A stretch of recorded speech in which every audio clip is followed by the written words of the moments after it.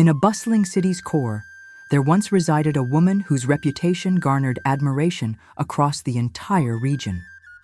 Her name was Chinu, widely recognized as Lady Mia. Among the affluent, she embodied authority and sway, with many striving to emulate her. Lady Mia possessed numerous enterprises nationwide, ranking her among the most prosperous individuals. She was not merely wealthy, but also held considerable influence, seemed invincible, and was highly regarded. Yet, this very status might have been her most significant flaw. Her older sibling, Toshi, had long benefited from Lady Mia's achievements. Through her sister's network, Toshi launched fashion ventures, explored the globe, and associated with the elite. However, Toshi was not just driven. She harbored envy and resentment towards her sister. Toshi struggled to comprehend how her younger sibling could surpass her in wealth. She had always assumed she would be the prosperous and renowned one. But destiny favored Chinu, making her the affluent sister. Thus Toshi concealed her jealousy and animosity. One evening, Toshi visited her sister with a proposal that altered everything. "Lady Mia," she stated calmly, "you require spiritual protection. This fortune attracts attention. Jealousy lurks. You must find a spiritual guide to pray for you, ensuring no harm befalls your life."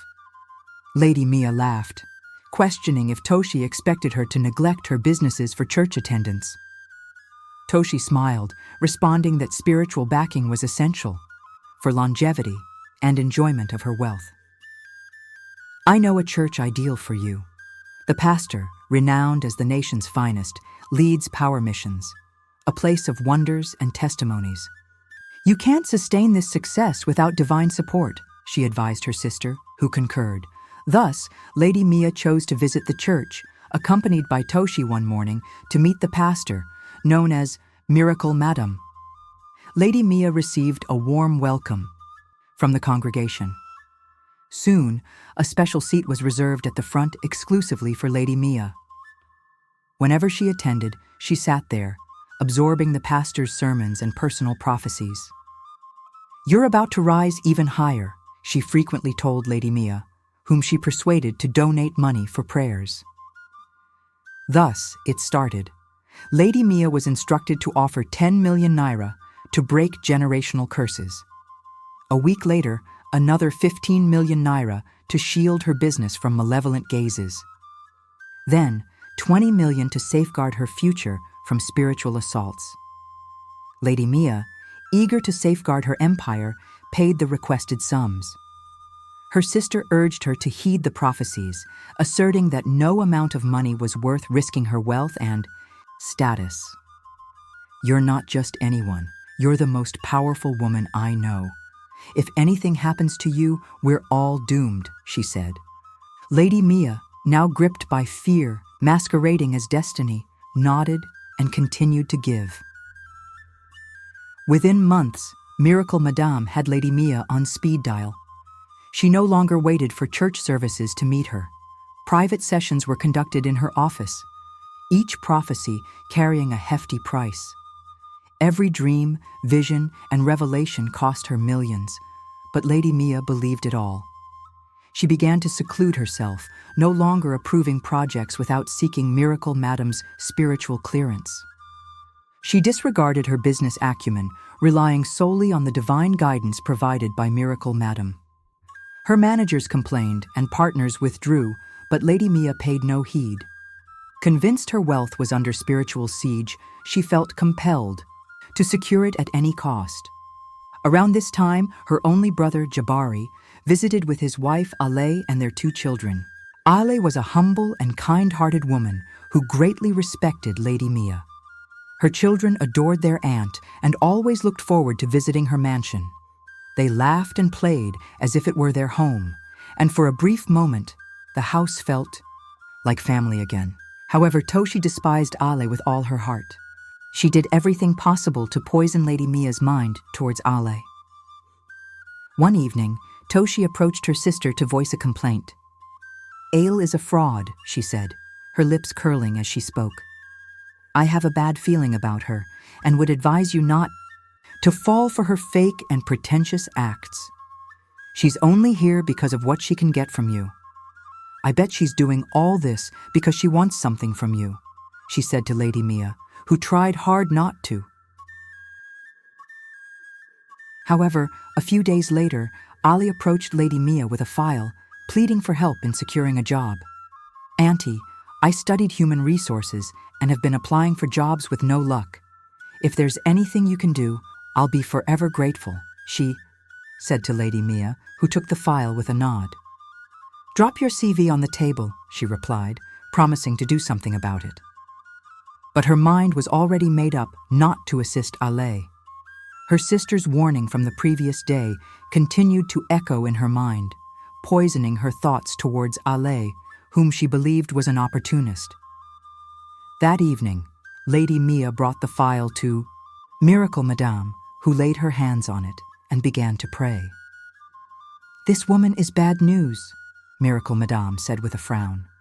"She carries a destiny of competition, and the Lord says that if you help her, you will regret it for the rest of your life. She would replace you and become richer while you live a life of suffering. Make sure you block every door to her breakthrough, or else you will suffer." The next day, Lady Mia gave the CV to her assistant with strict instructions never to hire Ale. She even used her connections to ensure that Ale did not get any job in the city. Every time her brother or his wife, Ale, asked about the job, Lady Mia would smile and promise them that she was working on it. But what they did not know was that she was doing the complete opposite. Months passed, and even years, but Ale did not get the job. She was unemployed, doing menial jobs to support her family. One morning, Ale met a family friend who was shocked to see her cleaning her neighbor's house. "What are you doing cleaning houses when your sister-in-law is giving jobs to people who are not even related to her? The other day, I heard she gave jobs to 5 women on the street to help their lives," the friend said. Ale smiled faintly as she wiped her hands on her dress. "Lady Mia must have her reasons. I believe she's doing what she thinks is best," she replied. Her friend looked at her in disbelief. "Ale, how can you defend her after all she's done to you?" But Ale just shook her head. "She's under a lot of pressure. People expect so much from her, forgetting that she's only human," she said to her friend, who shrugged and wished her luck. In her heart, Al believed that Lady Mia was still a good person. She made excuses for her, telling. Ale told herself that perhaps the delay in helping her was divine timing, or that Lady Mia might have genuinely forgotten. Ale then decided to pay Lady Mia a visit at her office. She arrived and met with the receptionist, who informed her that Lady Mia had traveled. Ale stood there as another woman was ushered into Lady Mia's office, yet the receptionist claimed she was away. Ale confronted the receptionist, who ignored her completely. In that moment, Ale sensed that something was definitely off. She turned to leave when suddenly she caught sight of Lady Mia strolling out of her office with her bag. "Auntie," Ale called out as she approached her. Lady Mia turned sharply, her expression hard and cold. "What are you doing here?" she asked, her voice sharp enough to slice through the air. Al took a step forward and began to speak. "Auntie, I just came to check on the job you promised." "To do what?" Lady Mia snapped loudly, causing nearby staff to pause. "To beg for a job again? To cry and act like a victim?" Ale froze in shock as she watched Lady Mia hold out her wrist and point at her. "Listen to me very carefully, you woman. You see all this humility and soft talk you always bring? It doesn't move me. I know your type.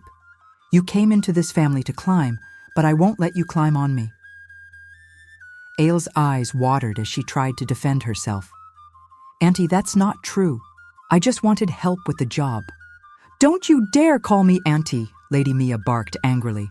"I'm not your mate, and I'm certainly not your auntie. I don't owe you anything. Do you understand me? You are not entitled to my money or my help," she said to Ale, who stood there frozen as silence swept through the hallway. "If I see you anywhere near my house or office again," Lady Mia continued, lowering her voice but making it even more venomous. "I will embarrass you beyond recovery. You should be ashamed of yourself, throwing yourself at me like a beggar." "Auntie," Ale whispered, her voice breaking, "I never meant to offend you. I only came to check on the progress of the job that you promised me." "Get out!"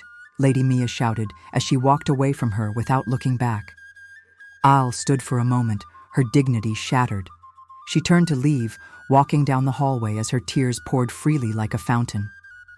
She couldn't understand what she could have done to Lady Mia to warrant this level of anger. Lady Mia watched from the back seat of her car as Ale boarded a tricycle from across the road. She pulled out her phone and called her pastor, telling her everything that had happened with Ale. Miracle Madame was so happy to hear this. "Well done, daughter of Zion. The Lord is pleased with you for protecting your throne. However, the battle is not yet over. You need to send 5 million naira for special prayers," she said to Lady Mia, who immediately sent the money without delay. As the months went by, Lady Mia's presence in the church became more pronounced. Her chair became like a throne where she sat. The church even went further to install a golden plaque on it with the inscription, "Reserved for Her Excellency, Lady Mia." One Sunday, Lady Mia arrived at the church and met her chair covered in strange powder. She tried to wipe it off when suddenly she slumped to the ground, unconscious. She was rushed to the hospital where a series of tests were carried out, revealing that she had stage 4 cancer of the blood. The doctor further revealed that she had a few weeks left to live. Lady Mia watched as her health began to decline at a terrifying rate. She grew weaker and weaker, and the news of her failing health began to spread in the tabloids, which revealed she had only weeks to live. Her business partners began to withdraw from the company, fearing what would happen if she died. Her company's stocks crashed as investors pulled out. Lady Mia sent for the pastor, who informed her she was under spiritual attack. "You must sow a special seed of 50 million naira for a 7-day deliverance prayer. If not, the sickness will consume you completely," she said. Desperate for healing, Lady Mia paid the money without thinking twice. However, after weeks, nothing changed. Her hair began to fall out, her skin turned pale, and her strength continued to fade. She remained in the hospital. Her treatment caused sadness, and her company began to suffer. It was not long before the board members replaced her.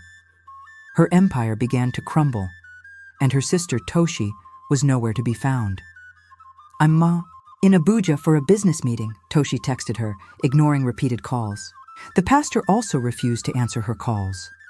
Lady Mia wondered why this was happening. What she didn't know was that her sister had conspired with the pastor to rip her off. The chair that was specially assigned to Lady Mia was charmed to make her do the pastor's bidding at all times. However, on the day she collapsed, the pastor had just renewed the charm to make Lady Mia willingly release more money. But this time, it didn't work. Lady Mia collapsed before she could even sit on the chair. Lady Mia stared at the hospital ceiling day after day, wondering how everything crumbled like a pack of cards. One evening, as she lay on the bed, sad and dejected, the hospital door creaked open. Her brother's wife, Ale, entered the room holding a flask and a bag full of fruits. Lady Mia could not believe her eyes. "What are you doing here?" she asked. Ale smiled and set the bag on the table. "I heard you weren't feeling too well, Auntie, so I thought you might need some company," she said to Lady Mia, whose eyes welled up with tears, not from pain, but from guilt. The memory of that cruel day in her office returned like a slap. "I insulted and humiliated you," Lady Mia whispered. Ale assured her it was all in the past. "I know you were under pressure that day, Auntie," she replied. Lady Mia could not believe how cruel she had been to such a compassionate woman who had only ever shown her love and respect. She immediately requested her phone and began dialing contacts, pleading with them to help Ale get a job. But everyone she called knew of her health condition and wasn't willing to help. Lady Mia couldn't believe how far she had fallen. once one of the most revered figures in the state, now a sick woman with no power or influence. And worst of all, no one was willing to do her favors. But Ale stayed. She came every morning with warm meals, freshly squeezed juice, clean towels, and gentle smiles. She cleaned Lady Mia's room, massaged her feet, helped her bathe when nurses weren't around, and sat with her for hours, talking and holding her hand when she was too weak to speak. The doctors and nurses began to notice her constant presence. "That's her sister-in-law," one nurse whispered. "She's been coming every single day. You'd think she was her daughter." Ale never once brought up the past. She never mentioned the office humiliation. She never asked for help again. She never looked at Lady Mia like she owed her nothing. She just loved and served her from her heart. One night, when Lady Mia was too weak to lift her spoon, Ale fed her slowly, wiping her lips gently after each spoonful. Lady Mia looked at her with trembling eyes and asked why she was doing this for her. Ale replied, "Because you're family, Auntie, and because I still believe the real you is in there somewhere." For the first time in weeks, Lady Mia smiled.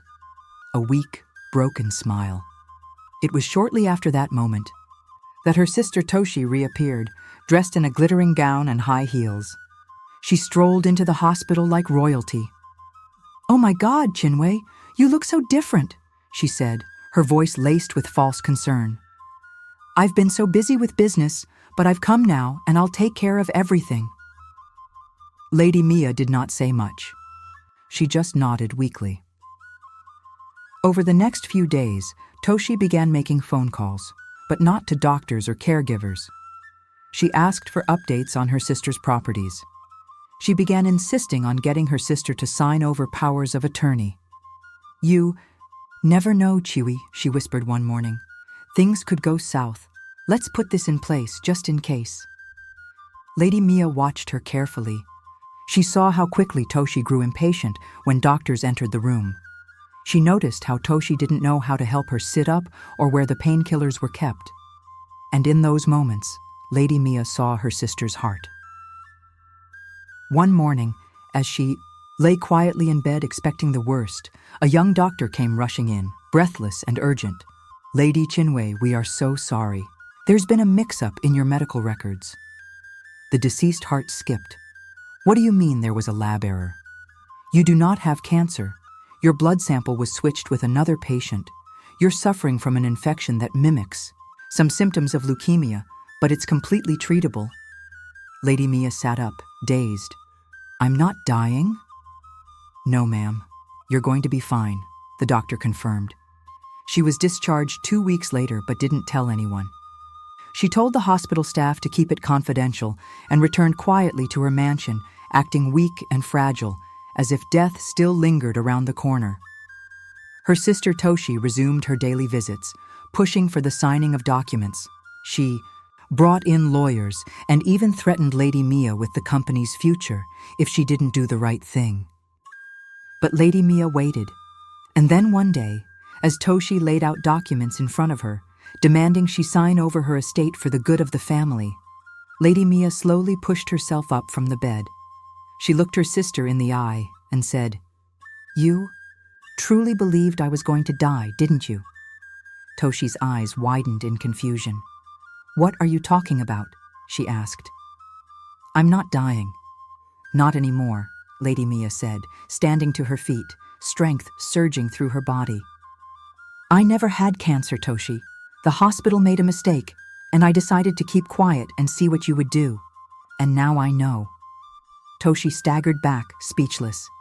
"But you see," Lady Mia continued, her voice now firm and steady, "while you were out trying to gather my properties, the woman you tried so hard to poison me against was the one who fed me, cleaned my wounds, bathed me, and stayed with me through every long, painful night." Ale entered the room quietly, pausing in shock at the scene before her. Lady Mia turned to her with soft, grateful eyes. "Ale, I owe you more than I can ever repay." She walked over to her, took her hand, and turned to the lawyer waiting nearby. "Prepare a new document. I want to transfer the management of one of my companies to Ale. She'll be the director and make sure it's stated clearly that the position is permanent." Toshi screamed, "You can't do that!" "Oh, I can," Lady Mia said, her voice cold. "And I will. Because I finally opened my eyes to see who truly cares and who only came for the vulture's feast." Lady Mia hugged Ale tightly. "From now on, I only surround myself with people who love me when I have nothing." With that, the once feared Lady Mia began to rebuild her life and business. She came back with a bang, rising like a phoenix who had tasted ashes and learned which fires were worth burning for. Her first step was to cut ties with Power Missions Church and Miracle Madame. She exposed the manipulation and financial exploitation, filing an official complaint with the authorities and warning others never to fall into the same trap. The media had a field day. Miracle Madame fled the country, and her empire of deceit crumbled like dust. One evening, Lady Mia hosted a small family dinner. No press, no executives, no influential guests. Just her brother Ai, his wife Ailia, and their kids. Lady Mia wiped her eyes quietly, overcome with emotion. "I was blind," she said softly, her voice trembling. "But God used my sickness to open my eyes, not just to the world, but to the people who were truly there for me. Everyone who shouts your name in the crowd loves you, but some, like you, Ale, love in silence." She turned to her brother Easy, who had tears in his eyes. "I thank God for bringing your wife into this family. If not for her, I might have died, lonely and bitter." Toshi, on the other hand, tried everything possible to claw her way back into her sister's life. She sent long apology messages, fake tears over voice notes, and even tried to use family elders to intervene. But Lady Mia responded with only one sentence. "I forgive you, Toshi, but I don't think I want you in my space. Not now. I will always support you, no matter what." Toshi read the message, broken. She never knew that life would expose her greed and bitterness in such a public and humiliating way. Her carefully crafted mask of concern had fallen off completely, and for the first time in her life, she had to face the truth that she had lost her sister, not to death, but to her own betrayal. The lesson to be learned from this story is that nothing remains hidden under the sun. True character is revealed not in times of wealth and power, but in moments of weakness and despair. Greed, envy, and deceit may try for a season, but they eventually crumble under the weight of truth. The mind is a very powerful tool, capable of shaping our reality in the best or worst way possible. So we should learn how to feed our minds with positive energy, as this would guide the trajectory of our lives. Furthermore, love, humility, and loyalty, like that exemplified by Ale, shine brightest in the darkest times. Never take for granted the quiet hearts who stand by you when you have nothing to offer. They are the real riches life has to give, and above all, discernment is key. Because not every smiling face means well, and not every humble soul is after your throne. I hope you found the story enjoyable. If you did, be sure to hit the like button, share your thoughts on the lesson from this tale, and remember to subscribe to the channel for more captivating stories like this. Thank you.